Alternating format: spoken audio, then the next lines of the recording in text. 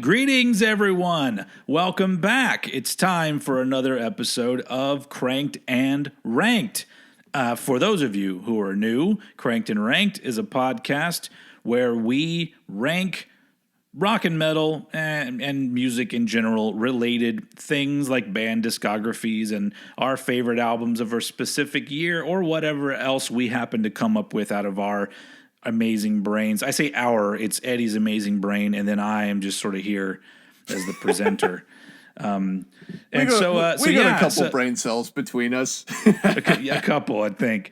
But so as usual, I am Steven, a.k.a. Old Head, and with me as always is Mr. Eddie Sparxx. Hello, sir. Greetings. That's my Eddie Vedder. It's Eddie. Today Eddie's name is Eddie Vedder and not Eddie Sparxx. I just you're both named Eddie. I just realized. All right, but yeah. Oh, by the way, yeah, Pearl Jam is the band today. In case you didn't already realize it, we are going to be ranking the studio albums from the classic.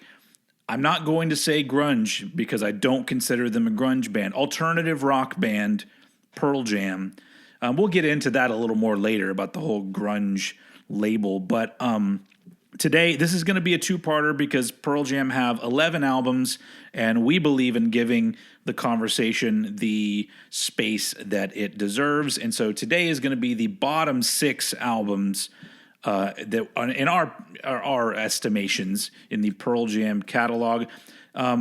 Warning for anyone that may be tuning in that's a massive Pearl Jam fan. I'm not going to be nice about everything.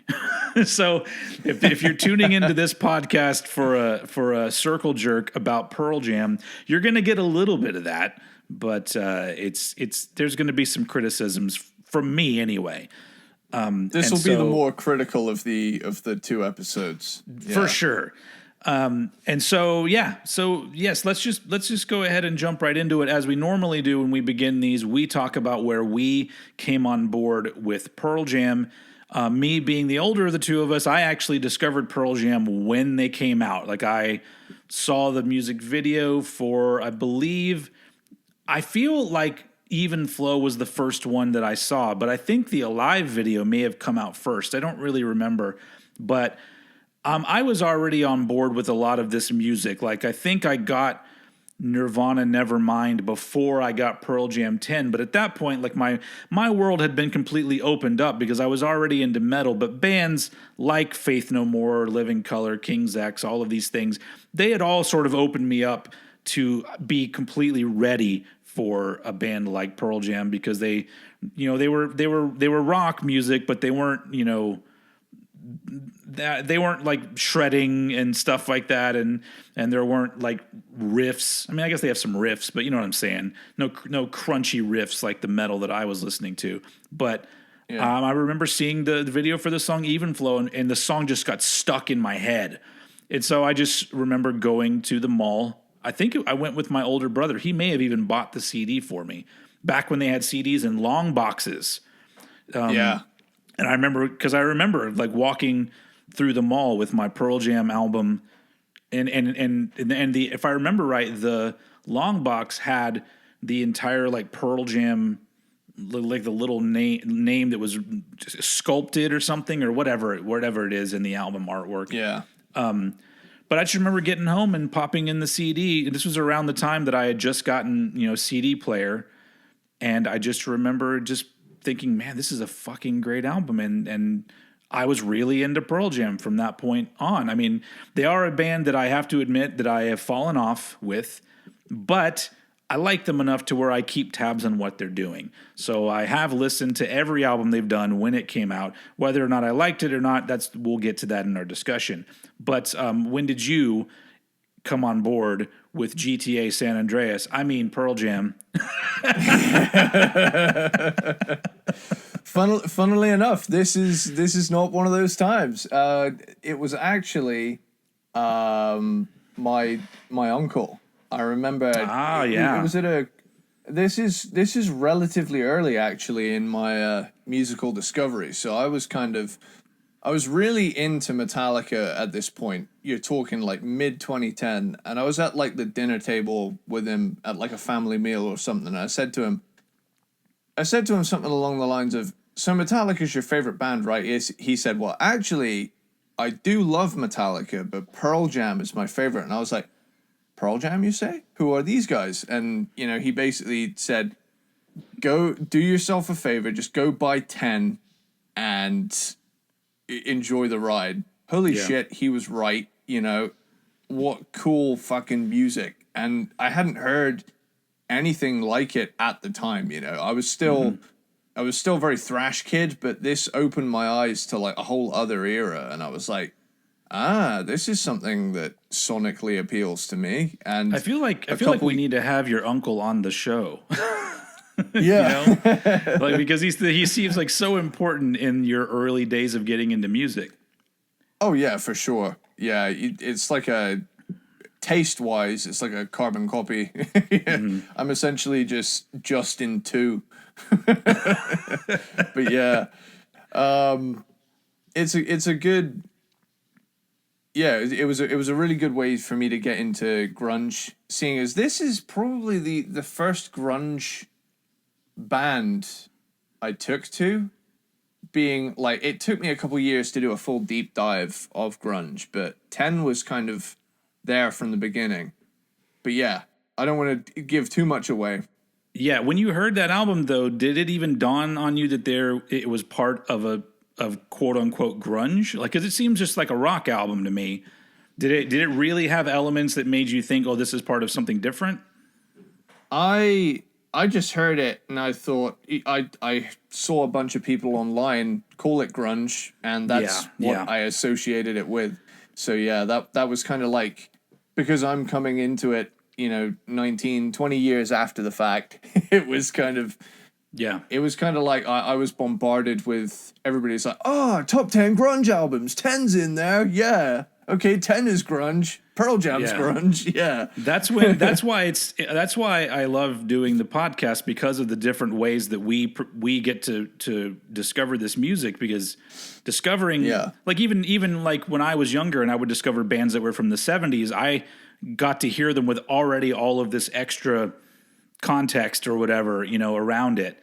Whereas, with something like Pearl Jam, funny enough, like we're in July, so in 1 month is like the 30th anniversary of Pearl Jam bursting onto the scene. Like, we're coming up very soon, because it was in August, I believe, when the Pearl Jam album came out.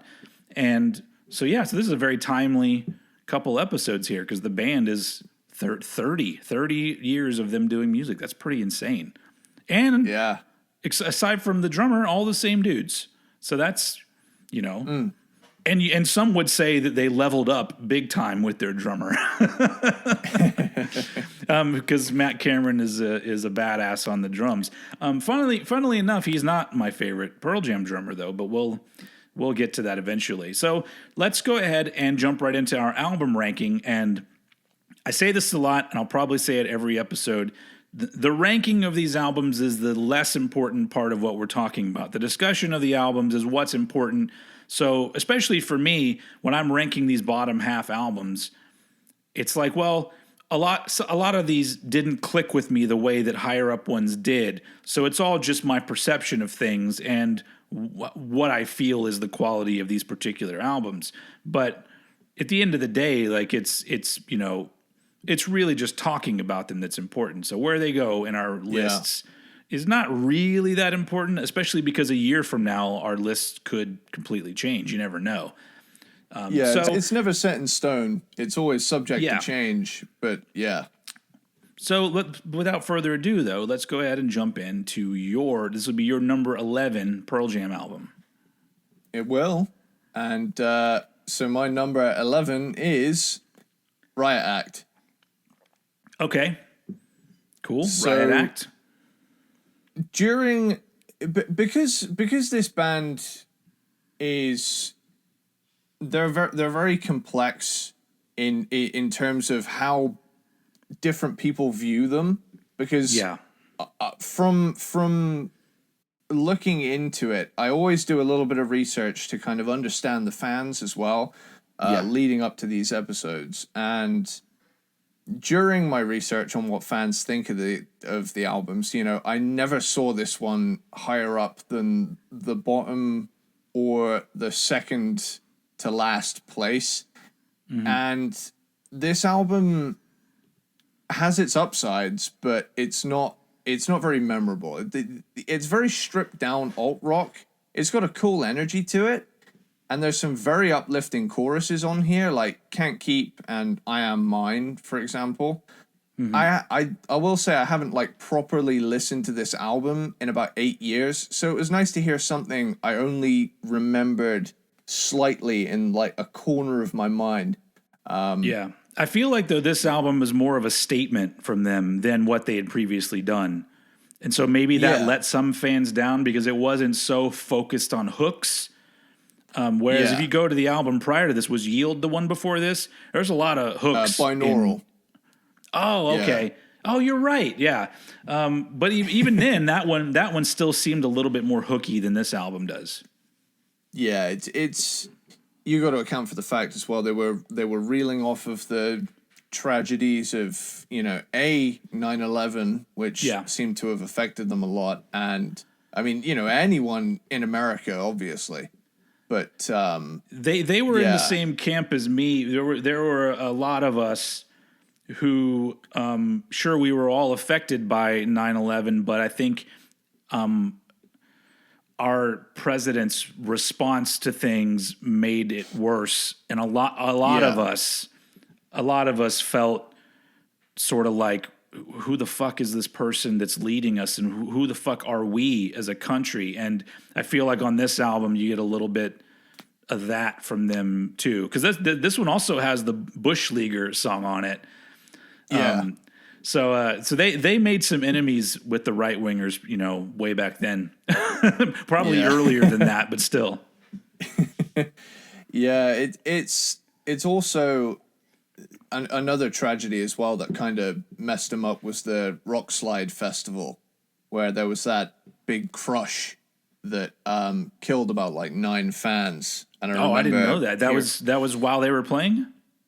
That was while they were playing. And I believe that happened just prior to the album or them making this album. So it was kind of there's a lot of I don't know how to accurately word it, but I feel like there was a lot of anguish behind the scenes. They were kind of struggling to process things, and from an emotional standpoint, I think it was a hard record for them to make. Yeah. But yeah, it's not as memorable as some of their other records from a song perspective, but it's at least sonically interesting quite a lot of the time. Yeah.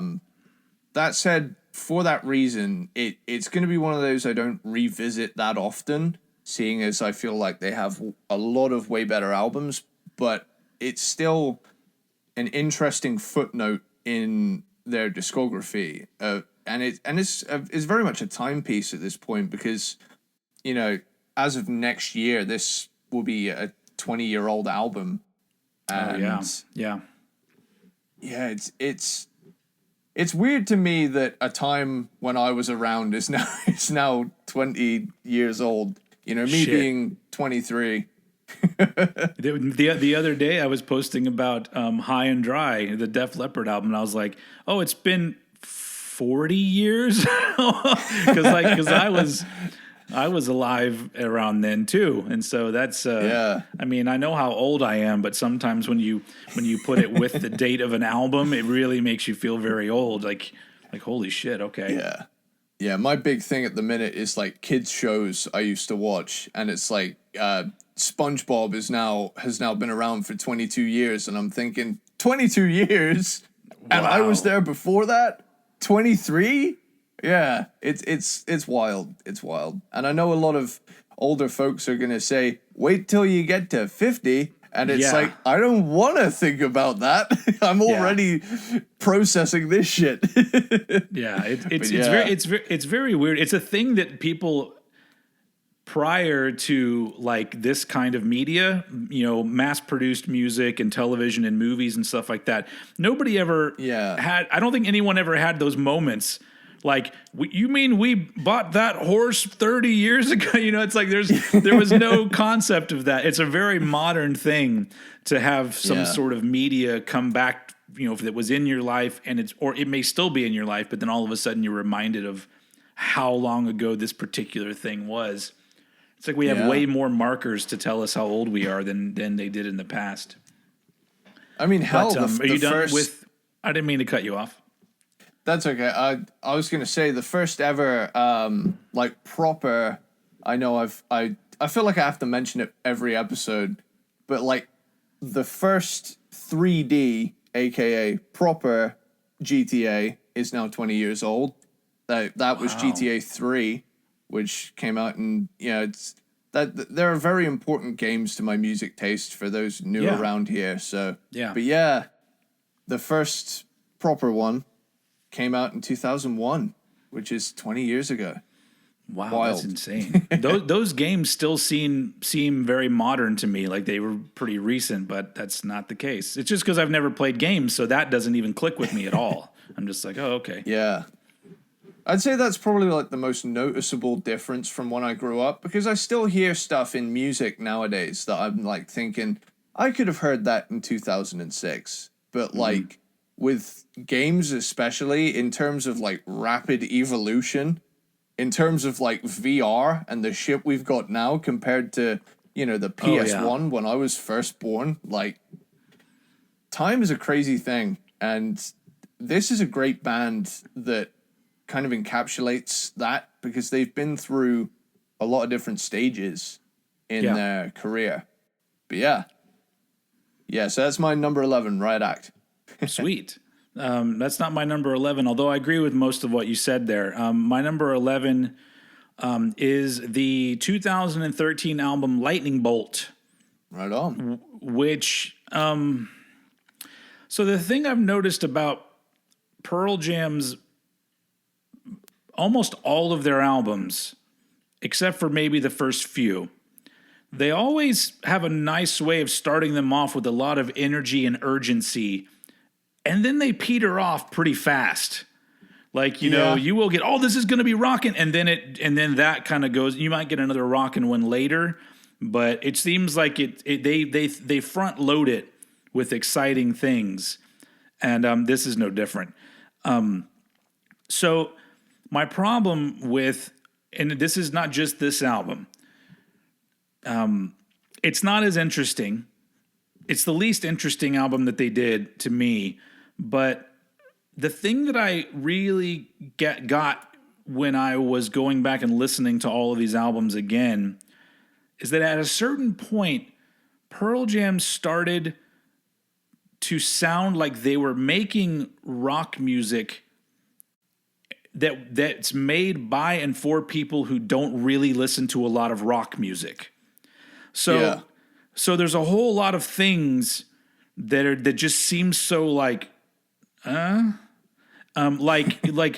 most of them are people that listen to, I feel like they're people that listen to folk and jazz and all these other things, and Pearl Jam is the rock band they listen to. And so the expectations for things being more interesting is not even there.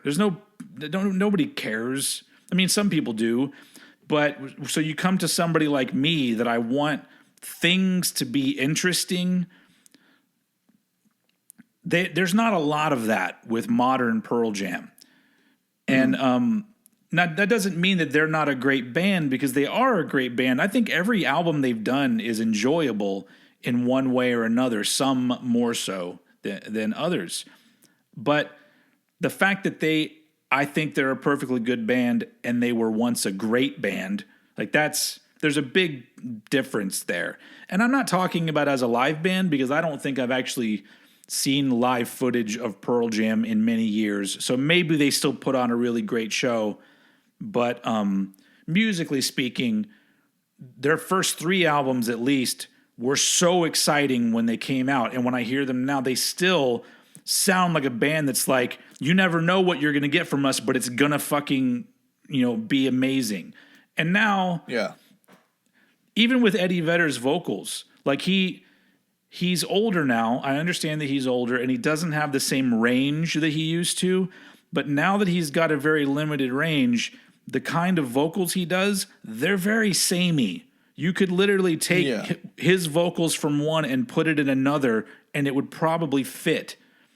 And that makes it kind of boring, even though he's still got that really nice Eddie Vedder tone. Like, he's got a tone to his voice that's very pleasing. And I like hearing him sing, but the fact that there's not enough room one way or another that he's going, it makes it a little bit dull after a while. And I can't really, he's older. Not all singers can manage to continue to pull off, all of their ranges or even, anything dynamic when they get older. But, he's still a better singer than me. But the thing that I wrote here, and this was literally after listening to most of the albums, I wrote this down because this will put it into context for you and anyone who's listened in the past.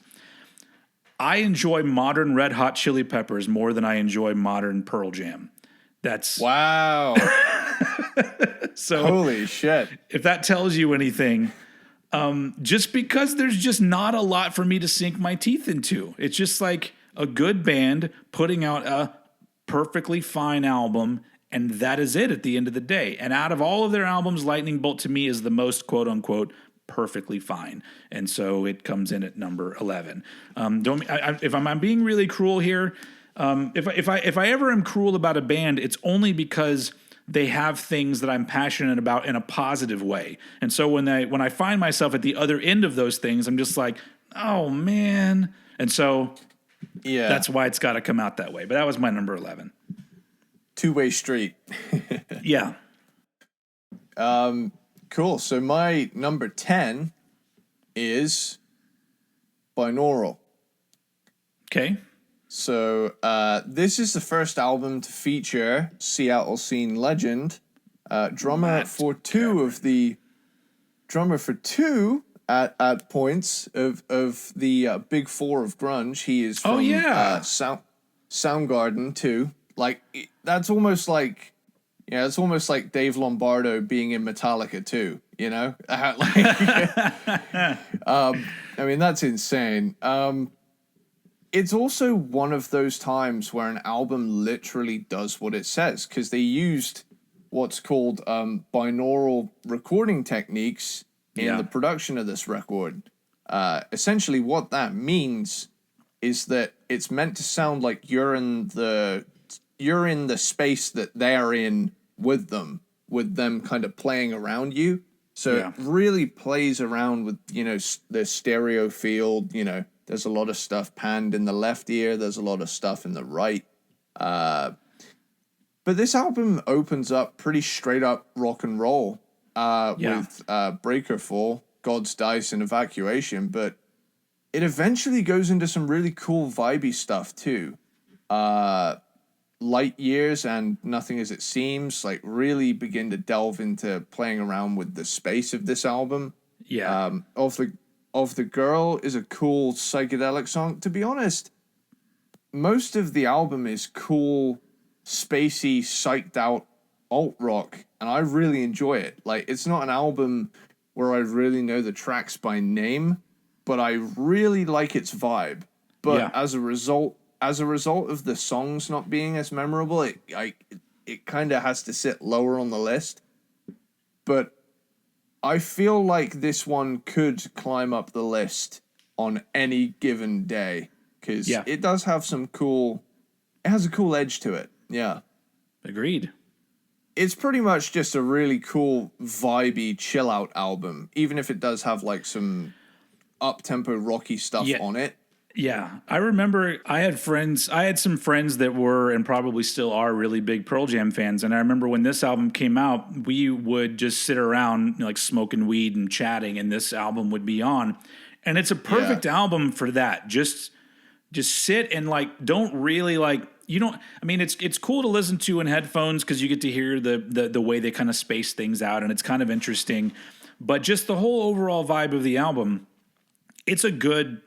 It's not so mellow that it's going to bore you, but it's not. It's very. It's got a chill vibe even in the rockin' songs. It's got this sort of just like just hang out and we're going to play some rock tunes for you. And I like that about it. It does have a nice vibe. To be honest, now I'm looking at it in relation to some of the other picks. Like, I can't stress enough, my list isn't set in stone, especially the bottom half of it. Like, they are subject to change on any day of the week. To be completely honest, this is Pearl Jam is one of the bands we've done where I feel like things could move around with all of their albums any given day. Because there are some times that certain things hit me in a more positive way than other things. And that was the interesting thing listening to it, because I got to the point where I didn't really know how to rank some of these, because I'm just like, I don't know. If you know, it's because some have strong qualities that are different from another album, but the weak qualities in this album, they're stronger in this one. And so it's just, at the end of the day, I just had to go, okay, I'm gonna have to go with how I feel, I guess, overall. Yeah. Which is what I don't normally. I don't like to do that. I like to really sort of look at things from far away and go, well, where does this sit in their catalog? But they don't really. I feel like their music. You need to let yourself feel something. Like there needs to be some emotion going on, because they're a great band. Yeah. And sure, they do interesting stuff in some of their music, but I think at the end of the day, you got to feel it. And so I felt perfectly fine with just kind of going with my gut on a lot of these. And it's like you said with that perfectly fine thing that you said about Lightning Bolt, is that at the end of the day, no matter how we feel about these albums, they've nailed something with each record. Like, there's a certain thing they do really well on each one. And I think it literally comes down to whatever mood you're in, really. Well, the thing that I want to give them a lot of credit for, though, is that they are a band that continues to put out new material that not only do their fans like, but their fans actually care about. I feel like they're the kind of band, you go see some bands and they go, we're going to play one off the new album, and you kind of go, should I go to the bathroom now? Yeah. Where I don't think Pearl Jam is that band. I think Pearl Jam is a band that the fan base, they put out a new album, they play 5 songs off that album, and when they see them on tour, and they're like, fuck yeah. And that's, you got to give them some credit for that, because a lot of bands, they start doing albums later on down the road and people are like, play the hits. And and their fans aren't like that, and that's pretty cool. I will say that's the thing, me being quote unquote the 80s guy in all of my friend groups. I do think that the more late 80s, early 90s bands that were on the alternative thing have aged miles better than any of the glam bands did, because the thing is the thing is with like the 80s hair metal thing, as much as I love it, most stuff post 1992 just it's missing the fact that it's not from the 80s anymore. And it's whereas like a lot of these albums, even later on, these will stand the test of time, and not that those 80s bands won't, but it's a different way in terms of you need an 80s vibe, and whereas I think with bands like Pearl Jam, you don't really necessarily need the 90s vibe in order to keep their music alive. It does its own thing. Exactly. Yeah. So that's binaural for me.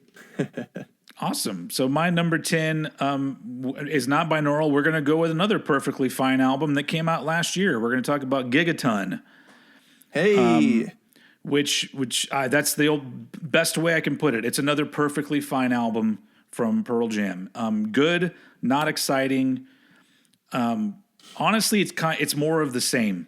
Like really, like their later albums, like that's the thing is that, like I said, it's so hard to rank them because there's not a lot of difference.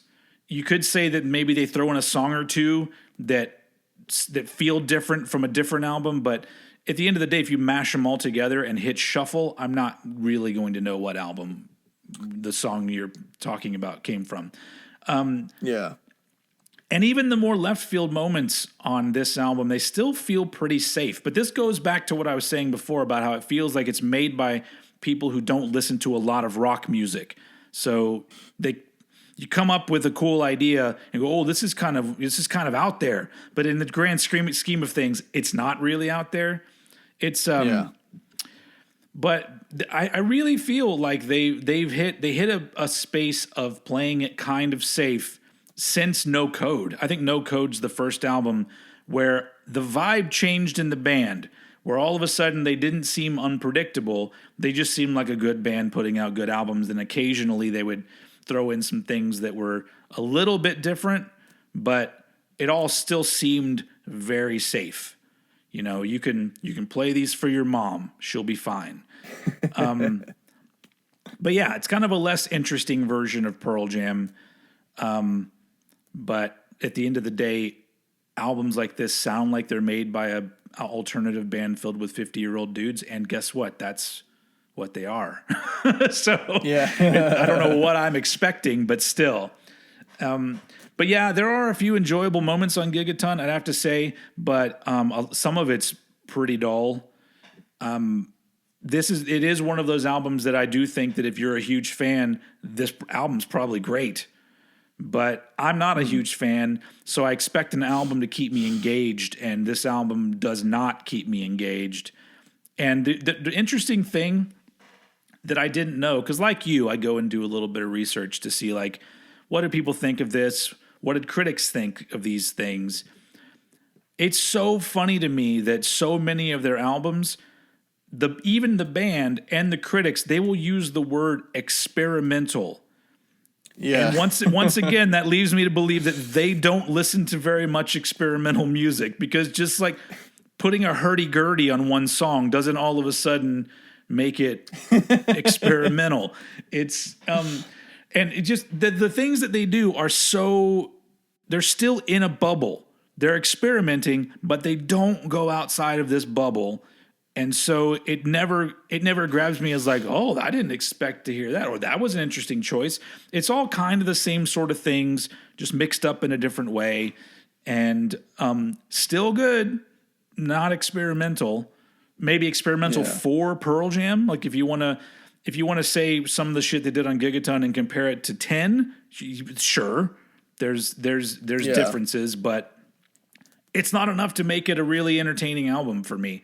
And really the last few albums that have had that quality where I'll hear a song and go, I like this one, and then I'll hear the album and go, there's not a whole lot of those. There's a lot of sort of whatever kind of songs played by a very talented band. And so I don't know. I don't know if this is going to be one of those episodes where we happen to get a whole lot of listeners and I'm going to get some shit talking because I'm not I'm not being very kind to them, but I don't know. Who cares?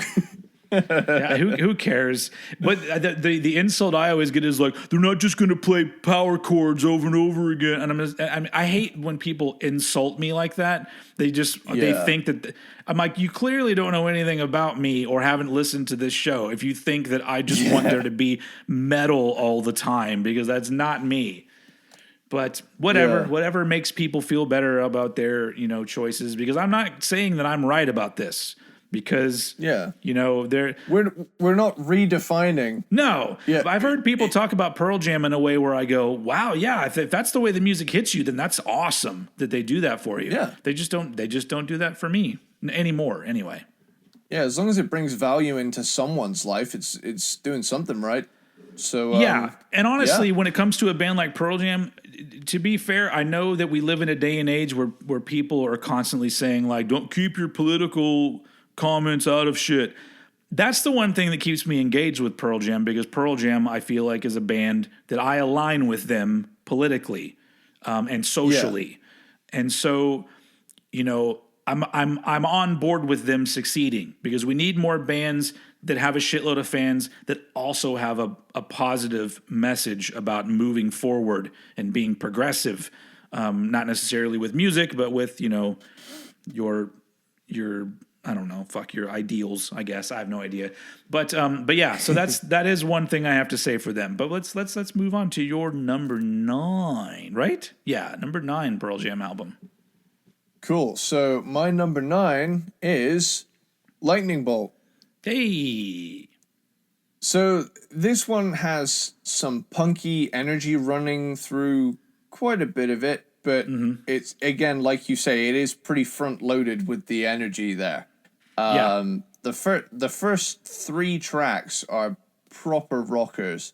Now this album isn't as consistent as Backspacer, which is the record that came before it. It isn't without its highlights, though, and I will also say this: Pearl Jam is one of few rock bands where their mellow stuff is my favorite thing they do, and I tend to find that following, maybe even after, I would say starting with Vitalogy, with Nothing Man and Better Man, both the Man songs. with that, they I don't know what it is. They kind of just have a real way with emotional slow songs. So like every now and again I'll hear one of the deeper cuts that is an up-tempo punky one, and I think, yeah, okay, that was cool. But then they'll hit me with something like Future Days, and I'm fighting off tears, you know? I think it's because Eddie Vedder's voice, especially later on in their career, his voice carries a lot of emotional weight. So when they do slower songs, I think it gives him more room to let that vibe kind of out, because I think that's his strongest thing as a vocalist. Yeah. Hell, even as early as 10 with Black, you know, they've always been good at these emotional ones, you know? I think that's why they're such an enduring band as well, because, yeah, they're known for being, you know, a rock band, but they have this way of connecting with so many people. You know, the chill songs on these later records are often my favorites, like I said. You know, my highlights for the record: Mind Your Manners, Sirens, Yellow Moon. Yellow Moon? Why did I say it like that? It's a moon. It's a moon. A yellow moon. It's like the guy from Simpsons that always goes, yes. Yes. Why do you talk like that? I had a stroke. But Future Days is a beautiful song that, you know, closes the record out. And I think it's about his friend who sadly passed away, and he accidentally drowned or something. I remember looking into it thinking, you know, this is an emotional song. There's some shit behind this. And yeah. But as a whole, it didn't do enough to impress me across the board to get very high on the list, but there are some standout tracks on it. And so, yeah. Lightning Bolt. Sweet. So for my number 9, I'm going to come back around to one you've already talked about. My number 9 is Riot Act from 2002. Okay. And really, like, this one, I think the biggest strength of this album is the variety of songs. Like, there's a wide variety of things going on this album. Unfortunately, only sometimes are the songs actually very interesting. Like, there's some great moments, but there's a lot of dull moments. I think the problem here is that there's cool ideas and cool or important lyrics, and at the end of the day, just because you have an interesting idea for a song or you have something to say, it doesn't always equate a good song. And so, like I said, I believe this album was more of a statement for them And it wasn't intended, at least from how I hear it, it wasn't intended to be catchy and have like earworms and shit and parts to sing along live. I don't think it was intended to be that kind of album. So I give them some credit for that. But at the end of the day, like it's I mean, clearly it's not the worst album. I didn't put it last, but it's just got so many moments where I go back. I've heard this album probably a dozen times since it came out, but I still will look at the track listing and go, I don't know how most of these songs go. And that's a thing that, you know, it's so, but once again, I think that in the story of Pearl Jam, this is an interesting album. And I have a feeling that when it comes to really big Pearl Jam fans, they may not listen to this album a lot, but I feel like this album is important in the story of Pearl Jam. And but yeah, it had to go here because it's I don't think it's necessarily a weak album. I just think that there's not enough things that connect in the way that I guess I would hope that they would. But it's a decent album, and honestly, I think this is the last one, maybe one more, that we're going to talk about where I don't really have a whole shitload of positives. But yeah, it is what it is. So my number 9 is Riot Act. Man, we are blowing through these. Yeah, I think it's just because there's so many. I think there's a common theme with a lot of these later Pearl Jam albums where they kind of have a core sound, and they don't tend to deviate from it too much. So, for one, I don't want to call it samey because they do add different vibes with each album, but there is a very established core approach that they have at this point in their career. Okay, so we're on number 8 now. Yeah, right here in the podcast, there may be a weird, jarring transition where because we had some technical issues, and I believe I finished talking about Riot Act, and then we were doing something, and then the internet went to hell for a minute. But now we're back. We're up and running again. And and we're going to be moving on to the number 8 album for Mr. Eddie Sparxx. Totally. So with that, my number 8 is the most recent album, Gigaton. Yo! I don't know why I made that noise.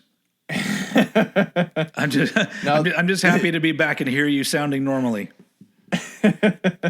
I will say, with that interesting noise you just made, there is some pretty interesting stuff on Gigaton. I will say, you know, that like you said, there is a pretty core Pearl Jam sound, especially on most of the last few albums. But there's interesting stuff on this album that I never thought I'd hear from Pearl Jam. You know, in particular, some 80s sounding synths on Dance of the Clairvoyants, which really stood out to me, as it probably did for most listeners of the album. It's a good album with some, you know, it's got some rockers and some vibers, but it does have a cool futuristic, retro wavy, funky vibe to it sometimes too.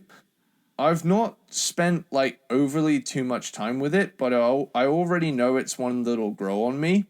I can hear elements of classic Pearl Jam smashing into some unexplored territory at points, and I like that a lot. I like to hear a band this late in the game still throwing new stuff in there, and I think that's something that Pearl Jam, to their credit, have always done. They've always been like, don't look back, let's add something new here, and they've kind of progressed on.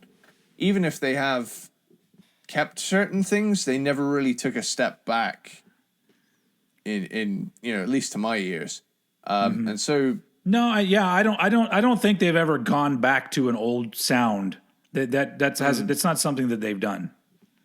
Yeah, they're pretty focused on moving forward, and you know that kind of reflects they're one of those bands that it's a real journey when you listen to them. Like, certain bands find their feet on the first few albums and then stick to that forever, whereas their first 3 albums are wildly different, and then following that there's a consistent vibe, like it's Pearl Jam. But this one, I really liked Gigaton, and it sound wise, it sonically really caught me off guard at points, and I was like, oh, they put a little thing here that I wasn't expecting, and I really liked it. Yeah, it's a fun little ride through a band that's been around 30 years now, still finding new takes on their sound, and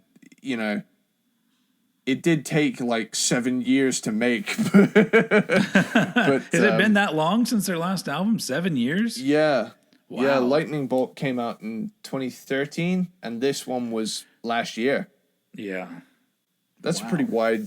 That's a pretty wide gap. I think recording for this album started in 2017 or something. I looked it up, but that's quite a while to make a record. That's like the same amount of time it took Metallica to do Saint Anger.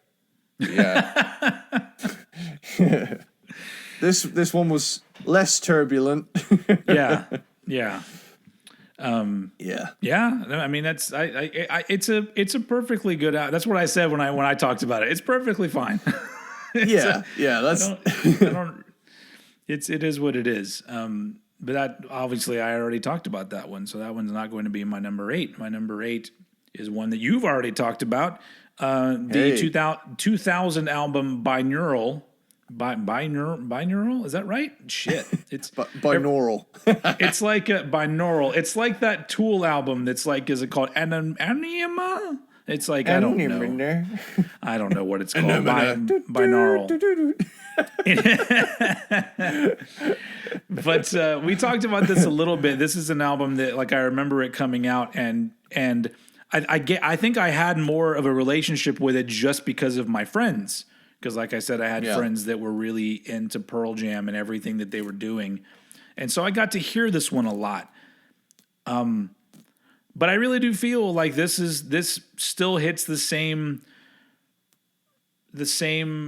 sort of pluses and minuses that their stuff has since, No Code, where there's some really good songs, some okay songs, some kind of boring songs. But overall, we talked about the vibe of this album, where it's just an interesting album to listen to, because some albums just sonically feel enjoyable, even if it's not necessarily the songs that are keeping them enjoyable to you. This is the first album with Matt Cameron on drums, and who is a beast. But I really do think that he's a little bit underused in Pearl Jam. And maybe that's nice, because at the end of the day, you're just like, oh, I'm drumming in this great band, and I don't really have to do anything crazy. It's pretty basic drumming. Although he does occasionally they have some odd time signatures here and there, and he still puts his Matt Cameron spin here and there on a few things. But I really think that compared to the Soundgarden stuff, though, yeah. But I don't have a whole lot to add from what you said about this album. I like it more just because the overall vibe of the album is enjoyable. Even today, you throw it on today, and it still has that cool vibe that just sounds good. Some albums just, the vibe and the sound are good enough to carry the album along, and I think that's the biggest asset to Binaural. Here's another abrupt edit, everyone, where we've had to completely change how we're talking to each other. And but you know what? We are not going to let that stop us from bringing you a quality Cranked and Ranked episode. We only have a couple more albums to talk about in this one, so let's get to it. We're on number 7 of Pearl Jam. My county has decided to take up residence in an F5 tornado, so So let's get through this before my roof is ripped off. Okay. Where are we at? We're at number 7. Number 7. Cool. So my number 7 is Avocado, otherwise known as Pearl Jam. Oh, I was like, what? All right, cool. So, of the first 3 albums of the new millennium, Binaural, Riot Act, and this one feels like the most focused release since kind of Vitalogy, whereas it's got its rockers and its mellow ones, and they do exactly what they set out to do. Life Wasted, Worldwide Suicide, and Gone, they were the singles from this record, but I found a lot of the deep cuts to be my favorites on this one. Marker in the Sand, Parachutes, and Inside Job all stood out to me. All in all, this record feels like they're back on track again, seeing as Riot Act came off the heels of, a couple of tragedies, and they were... I've already talked about Riot Act, but yeah, this record feels both stripped back but kind of cerebral too. So it's kind of like, it's just kind of really fleshed out punky alternative rock, really. Yeah. And I just really like it. Yeah, it's a good album. It's a number 7, middle of the road. Bam. This satisfies. we can now count this as our first connection, because this is also my number 7, the self-titled Pearl Jam album. Do you know why they went with a self-title for this particular one? I tried to look it up, but I didn't see anything that was definitive on what their reasoning was. I think what I've read somewhere, I mean, it could have been Wikipedia for all I know, but I think it was because they didn't want to use any of the song titles as the album, because I think they just wanted this one to be kind of a return to form, and self-titling it Pearl Jam was a good way.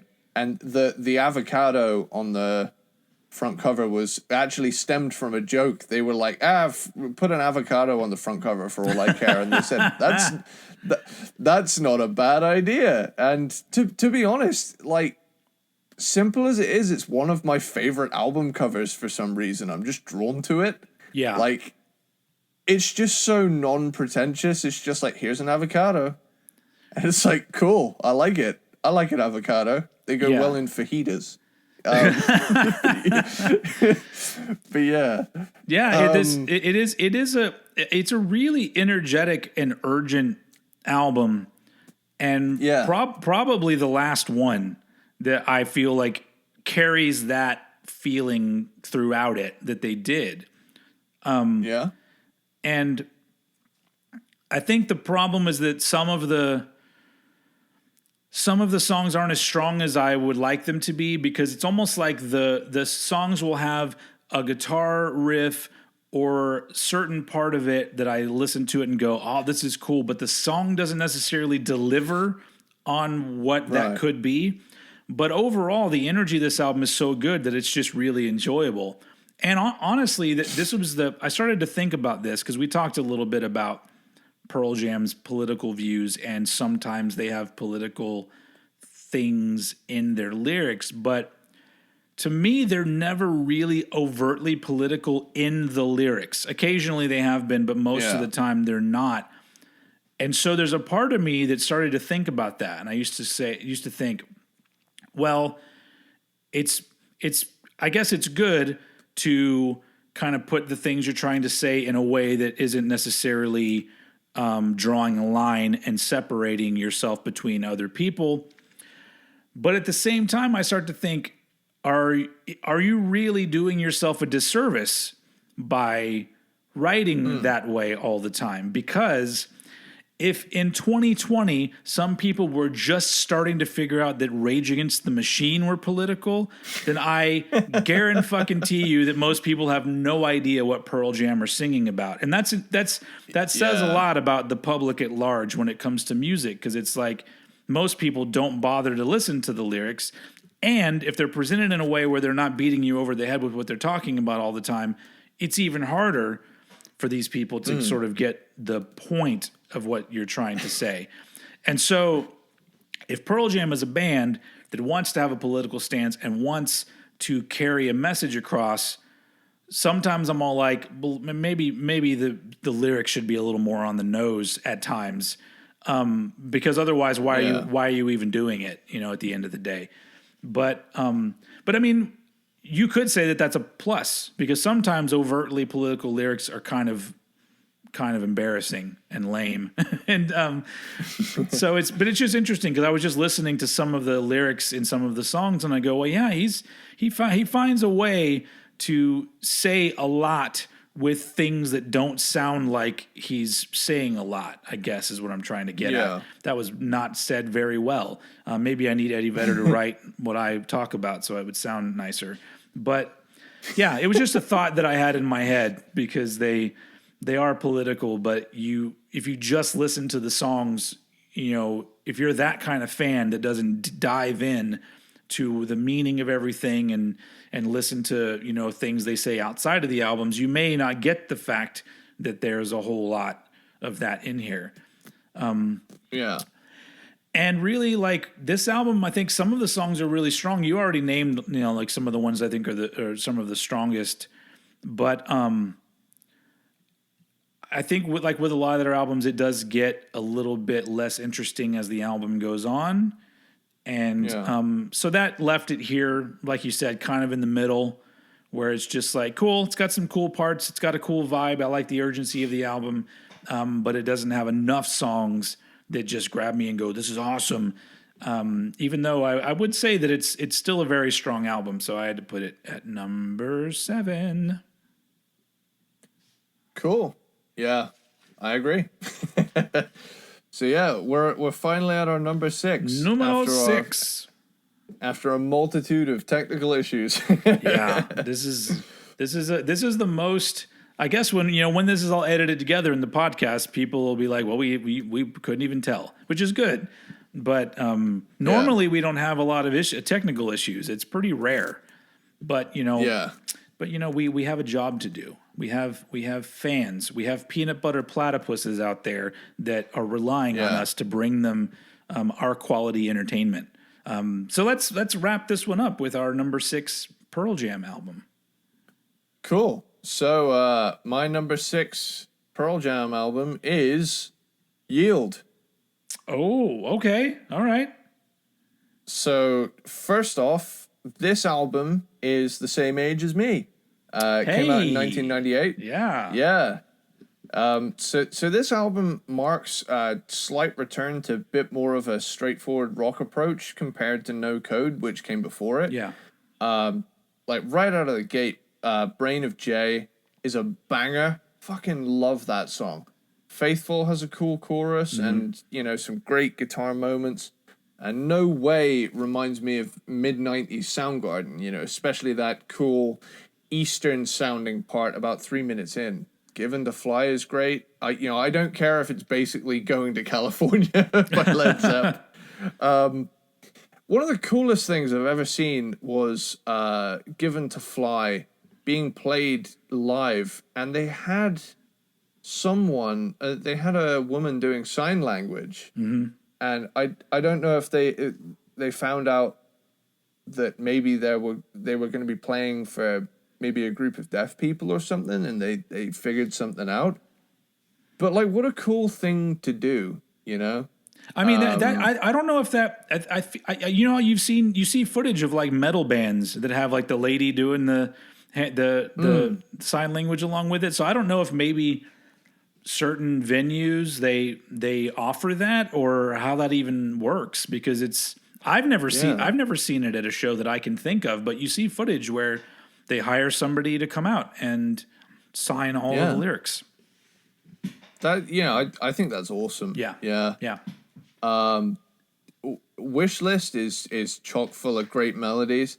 This is a really good melody album. Pilate grooves hard in the chorus, and do the evolution as a rocker. Oh shit, yeah. And that music video fucking rules. Yeah, it's also the first music video they'd done since the 10 era, because through the 90s they basically spent their time undoing their own fame. Yeah. Who was the artist that did it? He's quite a prolific comic book. Yeah, artist. it's what's his name? Shit. Oh shit, that's a good video. So it was done by Todd McFarlane. And Todd McFarlane, cool. He's done a whole lot of things, comic book, right? Art and animated stuff too. But he also did, I believe he also did Freak on a Leash, the animation. Oh, no way. In the Korn video. That's cool. But I love that video. It's like it's never dull to me. Like it's just always a really cool thing to watch, and which honestly, when it comes to animated videos, like sometimes they're really dull, and I don't know why, because I'm very basic when it comes to music videos. I'm all like, just show me the band playing the song. That's why I'm watching this music video. But sometimes there's a video that comes out like Do the Evolution where I'm just like, this is just beyond cool. Like this reminds me of like there's a video for All Nightmare Long by Metallica. And it's got that same sort of vibe where it's just such a cool thing to watch that I just don't even care. I'm just like, this is like a piece of art here. Literally, you know? Super cool.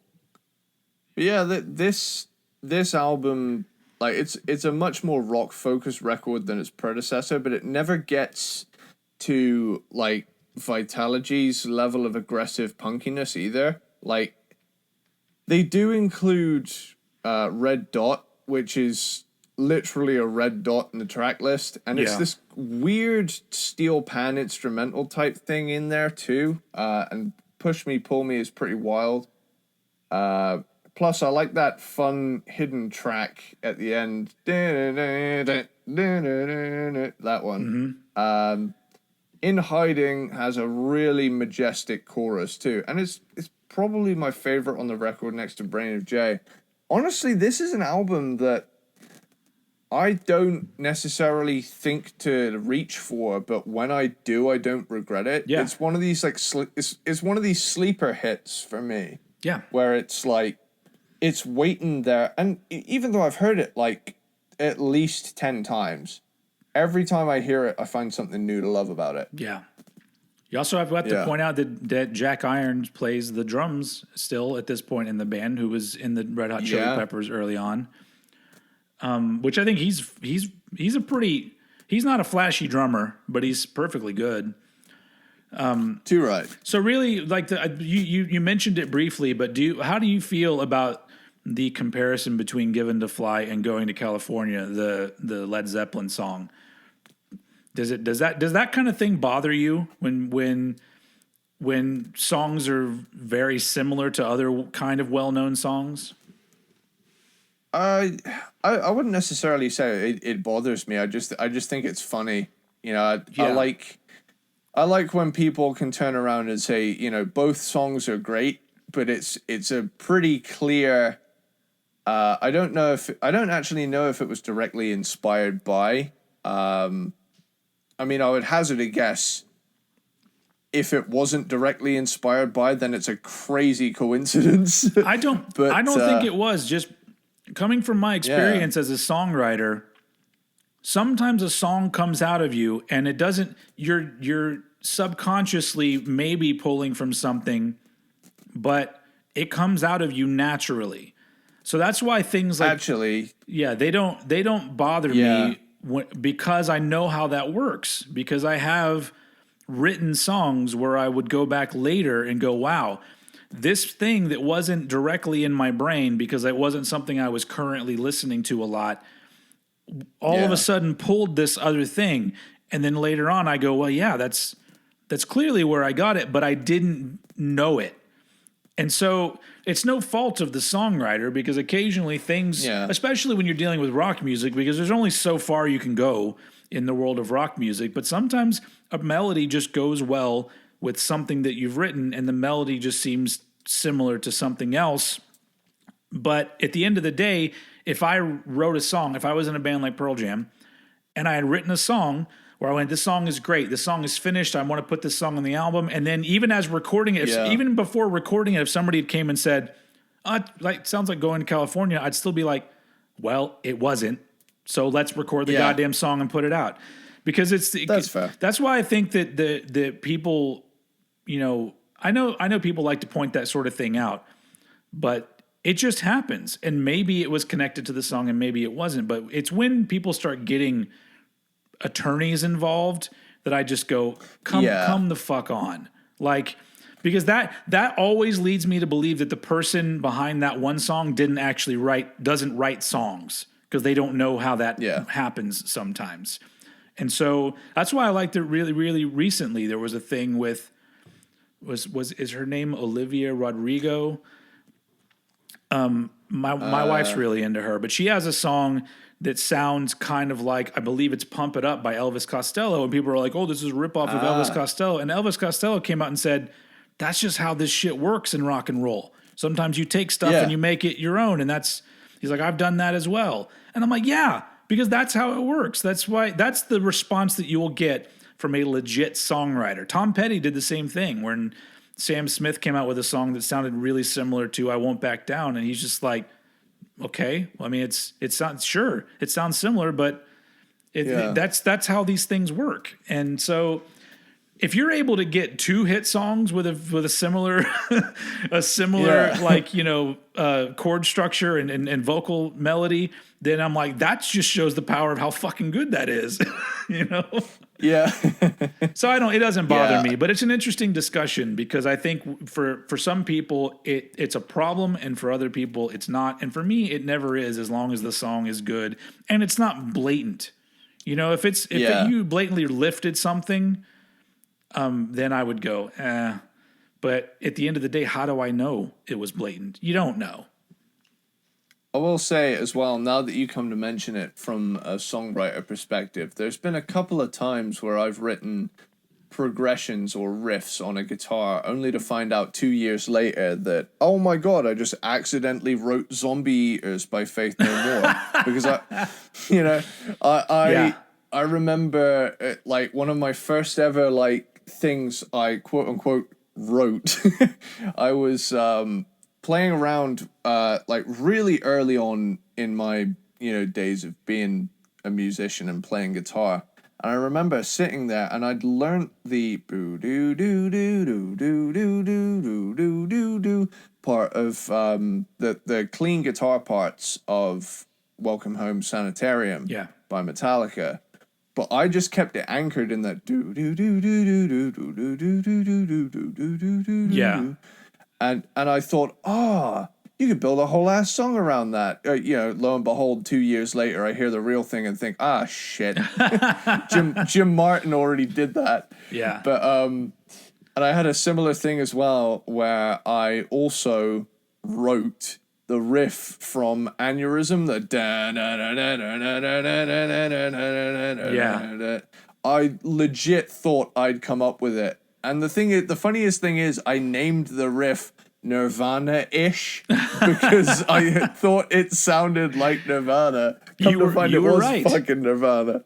Yeah, I was bang on. Yeah, when you're dealing with things that are a little more simple, that's a dangerous road. That's why I get so bored with a lot of these like doom metal bands, stoner metal, or like garage rock. All of these styles that like have a lot of these fans that just love hearing the same crap churned out over and over and over again. And I'm like, I don't care. I'm not saying they're ripping off somebody, but there's only so far you can go with that style that, you're going to start repeating yourself. And now there's all these new bands who are also repeating those bands who were already repeating things. And it's just, it becomes redundant. It's like, why would why just listen to the old school stuff? I've never understood that. Like, we want to make sure we have an old school sound. Well, then I'm just going to go listen to an old school band. Like, just find a way to incorporate yourself into the modern day. Because you can do it. There's bands that have done it.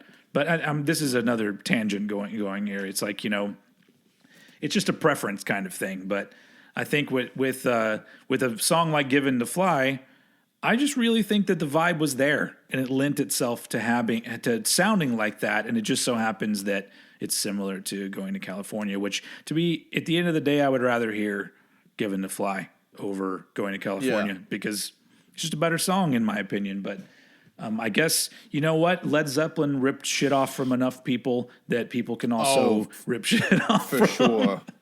And I'm not one of those people that jumps on them either, because I think that a lot of their ideas were taking old blues standards and making new songs out of them, and that's kind of fascinating to me. But but the Stairway to Heaven one is the one where it's like you hear the other band that did the song, and I go, wow, that's really similar. But I'm willing to bet one of them just heard it and didn't remember it, and then wrote it into a song that became a more classic song than the original song. So, but who cares? At the end of the day, we got Stairway to Heaven out of it. No stairway. Denied. So that's it for. Was that your number 6?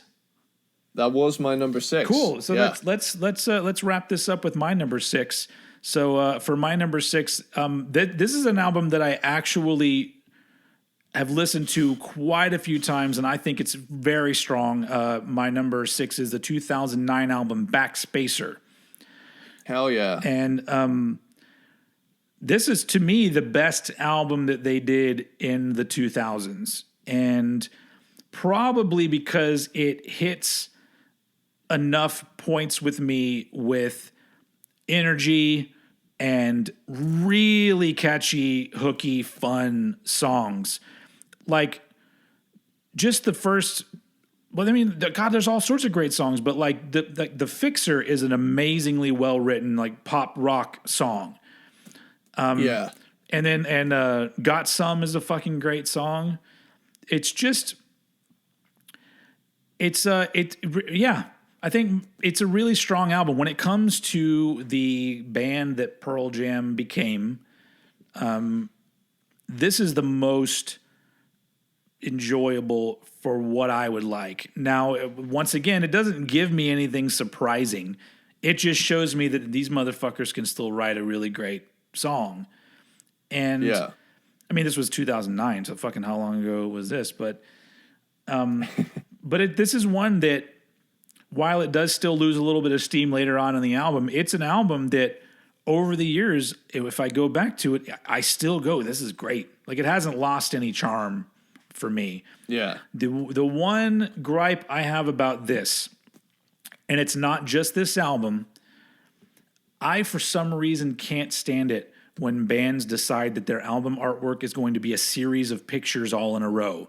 Like, it is done that twice. It is the most boring thing that it doesn't matter how cool the pictures are. It's just because I'm such a big fan of album art and an album art concept. But even if you had the same artist draw 9 different things, at the end of the day, it just makes me feel like you really didn't have a very good idea for an album art. And you went, oh, this is cool. Let's pick 9 images and put them all in 3 rows. And that is the album cover. And it's just really boring. But the album inside is very cool. It's a very cool Pearl Jam album, and I really enjoy it. So I had to put it here as my number 6, which wraps us up for the first half of the Pearl Jam. I was going to say rankathon. I don't know why I was going to say that. Rankathon. The rankathon. It's the ranking. But it feels like it was a struggle to get through, just with all our technical problems. But you know what? We made it. We did it. We did it. And to be fair, for those of you who were wanting a lot more Pearl Jam love, it's going to be coming in the next episode for sure. The circle jerk begins. Yeah, because I have to say that for the first few albums, I was really into Pearl Jam. Like, I really liked them a lot, and I was a big fan. So you're going to hear me talk about some of those albums. And I guess for really big Pearl Jam fans, that might be kind of boring to be like, oh, I like the old stuff better. but it's, that's just how I feel. And so that's why this one was I was a little more critical about some of their stuff, but I don't know. You have any last words here? Nah, it's just yeah. I feel like the thing is with these albums, like we talked about, there's a pretty clear, or at least for most of them, there's a pretty clear intent behind each one, but they managed to add something unique, at least to most of them. But all in all, we're going to be talking about their greatest works next week. Cool. Yeah. Cool. So yeah, Peanut Butter Platypus, to those of you who are still here. And hell yeah. If there are any Pearl Jam fans who are listening for the first time, we love you. No offense for some of the things I said. I don't know why this particular band is the one where I'm all like, maybe I was kind of harsh on old PJ here. I do get that though. It's like the thing is, I don't think they ever made a bad album. Nah. I think they made albums that perhaps don't cater to my specific taste as much. And I do think they have a tendency to just hit it out of the park a lot, even if it doesn't necessarily connect with me. Yeah. I think it is. That's why I brought up the Red Hot Chili Peppers earlier, because not only are they connected as bands, but also it's that same sort of thing where when you have a certain number of albums where every album I just go, yes, and then you get to albums where I just go, all right, then that it's a disappointment. No matter how good they are, you've gone from being very enthusiastic about a band's output to being sort of like, well, it's good, they're still doing it. Yeah. So next time the enthusiasm will be there, and hopefully the internet will be there in a better way than it was today, because the internet really beat us down in this episode, but but we prevail. So yeah, thank you very much for listening to this episode of Cranked and Ranked. Like Eddie said, we will be back next week with the top 5 Pearl Jam albums. And so until then, as I always do, I'm going to throw it over to my man, Edward Sparxx, to take us out.